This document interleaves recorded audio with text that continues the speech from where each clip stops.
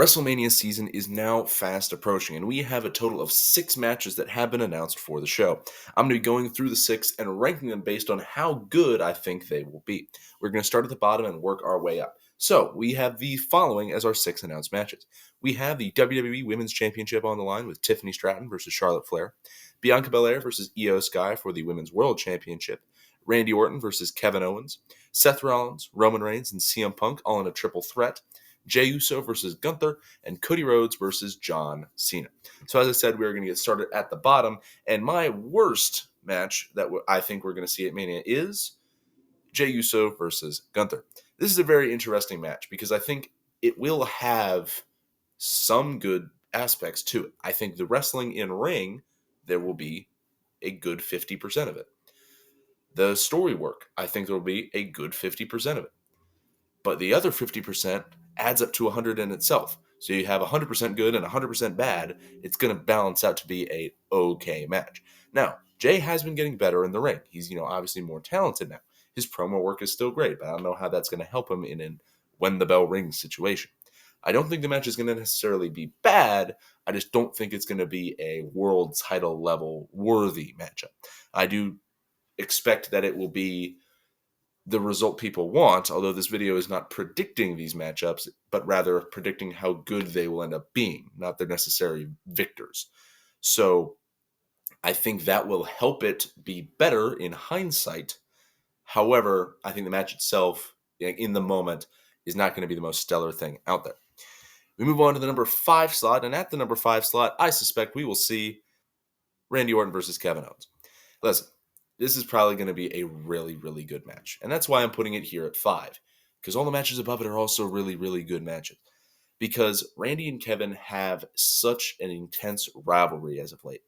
But I think the thing that's going to wear me down from it is we have only seen like crazy Kevin Owens for the last 6 months.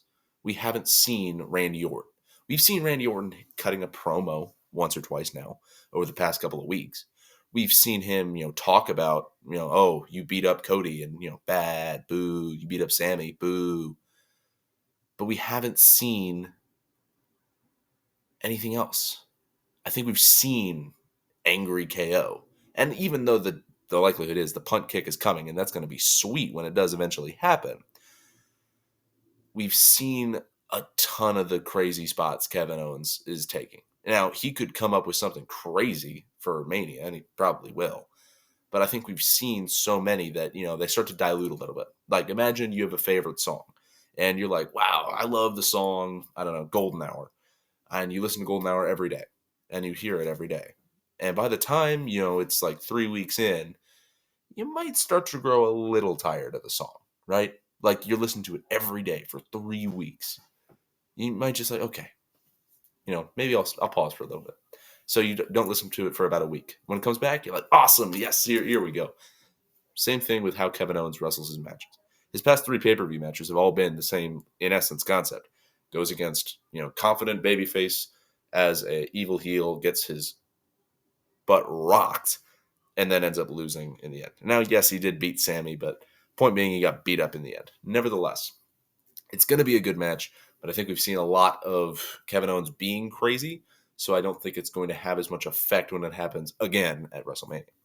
Then at the number 4 slot, we have Tiffany Stratton versus Charlotte Flair. Now, really, you can switch this one and Randy and Kevin, but I think this match will be greatly helped by something along the way. I'm doing like a bet here. I'm betting that something will happen between now and Mania that makes this match better.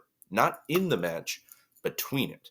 A promo segment that, paints it better, a brawl in ring that shows something cool, between the two of them, something that will make it more impactful, more valuable as a matchup. Now, the goal is for Tiffany to win here. But as I said, this isn't predicting who's going to win. I think the match itself will be good despite whoever ends up winning. Will it be helped if Tiffany wins? Absolutely. And I think that's the direction they're going to go. And therefore, that will help it become a better match. I think there's going to be a spot in there. I don't know if it's going to necessarily be a ref bump, but a really cool spot. Whereas when I was talking about Kevin and Randy before, we've seen, Kevin do all the crazy spots. But if you see someone that you're not used to doing a crazy spot, do a crazy spot, then it's a whole nother thing. Like, imagine you see Moxley taking, these wild bumps every week on Dynamite. And then all of a sudden, like, someone who doesn't take him takes one. Like, he just does it for no reason. Like, Hologram takes the bat nail thing. Like, whoa, why is he doing that? Whoa, what the heck? Same concept here. And I hope this match will be good for Stratton's sake. Not for Charlotte Flair. She's whatever. So, say love you. Move on to the third best match, which I think will be Cody Rhodes versus John Cena. Now, yes, the likelihood is, and the guarantee really, is that this is the Mania Night 2 main event. Therefore, meaning you would hope it to be the best match. I don't think it will be. I think it'll be a very good match. A very story-wise good match. In-ring-wise, there are better matches out there. I'll say that. Because I think the in-ring aspect of this match will probably be like an 8 out of 10. And the storytelling will be like a 10 out of 10. But, with an older Cena, and yeah, he's still good in the ring. Point being, he's still older. And a Cody who, he's not old, but he's almost 40 now. So, and yes, we're seeing him still, flying on SmackDown. The point being, they're not going to be the most, flippy-dippy-doo-dah out there. So you rely on that story, and this match goes great. You rely on the in-ring stuff, it starts to devalue itself a little bit. And the goal is, rely on that story to get your match.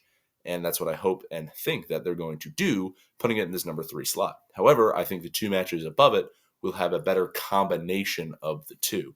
So for right now, Cena and Cody will be in that number 3 slot. We move on to the number 2 selection. And with the number 2 selection, we have Iyo Sky versus Bianca Belair and likely Rhea Ripley. This match is not number 2 as it has been announced right now. It's probably like number 3, number 4. But because of Rhea Ripley almost certainly going to be added into this match somehow, I'm going to be putting it in the number 2 slot. Because, yes, it's not technically announced. They could pull a swerve.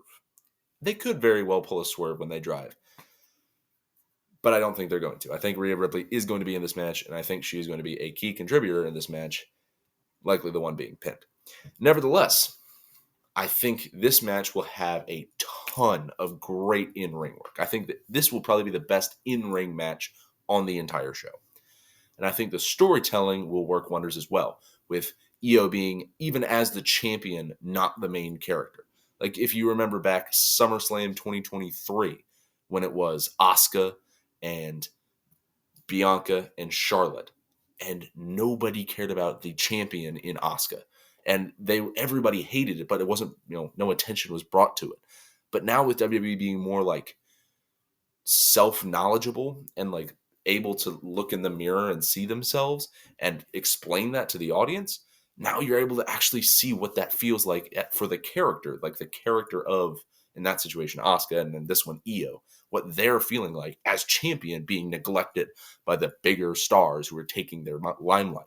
So I think that will really drive this match forward. Whoever wins will also make this match crazy. Bianca, WrestleMania winning streak. She's undefeated. Pre-shows don't count. Iyo, that would be crazy, like getting a win over 2 of the biggest stars in the company. Rhea, and she doesn't really have anything to prove. But point being, for either one of the 2 of them, and Rhea, I guess, it's still a very big match for all of them. You could say it's like a massive match. And I think that means that it will be the second best match on the show, because I do think there is one more that will just outpace it. And at the number 1 slot, we have CM Punk versus Roman Reigns versus Seth Rollins in likely the WrestleMania Night 1 main event. This match is likely going to be a banger. In ring, I doubt it'll be the best match of the night. As I said, that's probably going to be Iyo, Rhea, and Bianca. However, this match will have like 10 out of 10 storytelling, because all Roman matches do, and still have like 9 out of 10 in-ring work, because you have a blend of Punk and Roman, and those guys, they clash well. And Seth and Roman, we know those guys clash well. Seth and Punk, they've already had matches against each other. They've been mediocre, but that's besides the point. They will all blend into a great match. If you separate the story completely, you show it to someone who doesn't even watch wrestling or hasn't watched in 20 years, but they know like vaguely who these people are, they're still going to be blown away by this match. I already know it's coming. Pause. And that does mean that the match has a lot of weight on it for being, that match. I think it will end up delivering, and I think it will be that match. And it will likely steal the show for night one and be a great way to cap off the first day of WrestleMania. So, do you agree? Do you disagree? Make sure to let me know down in the comments down below. Do you think that Charlotte and Tiffany is going to be the best match? Do you think that the Roman triple threat will be the worst? As I said, make sure to let me know down in the comments down below. I do have a card to leave you with today. We have a carpenter bee from the baseball set, Alan Ginter. Woodworking professionals, individual carpenter bees bore into trees and other wooden structures to make their homes. Marked by a distinctive shiny carapace, carpenter bees are mostly harmless when left alone, and they rarely use painted or treated wood for their domiciles. Still, wood protection may be wise in the midst of these enterprising craftsmen. Make sure you have a good day, good evening, good night, good morning, good dawn, good dusk, good whatever. Make sure you watch any former or future videos on my channel, and goodbye.